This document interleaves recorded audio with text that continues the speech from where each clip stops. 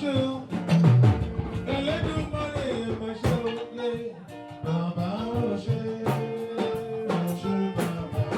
watching GboahTv.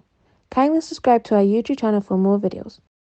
Click on the subscribe button down below and the bell beside it. This will notify you once we drop a new video. Thank you.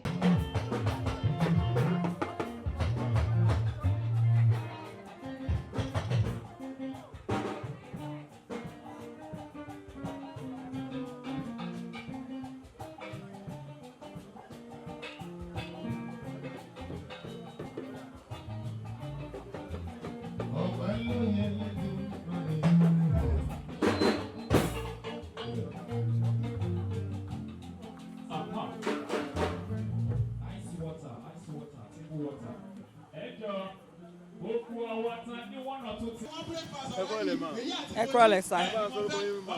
Orúkọ mi ni Abọ́sẹ̀dé Súnmisọ́lá Adégòkè.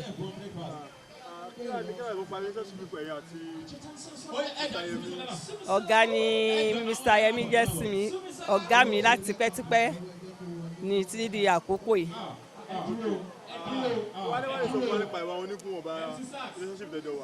Láti ìgbà tí mo ti mọ̀ wọ́n, ọ̀gá tó dáa ni ọ̀gá téèyàn fi ń tọrọ. Tí bá ní kí n máa sọ̀rọ̀ ilẹ̀ á kún ilẹ̀ á ṣú.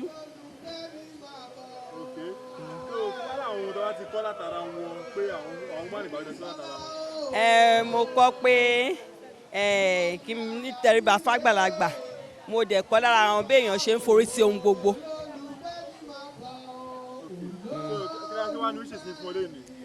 Wípé wọ́n máa ṣe ọ̀pọ̀lọpọ̀ ọdún láyé nínú ayọ̀, ìdẹ̀ra, oríire, ìgbéga, ìtẹ̀síwájú.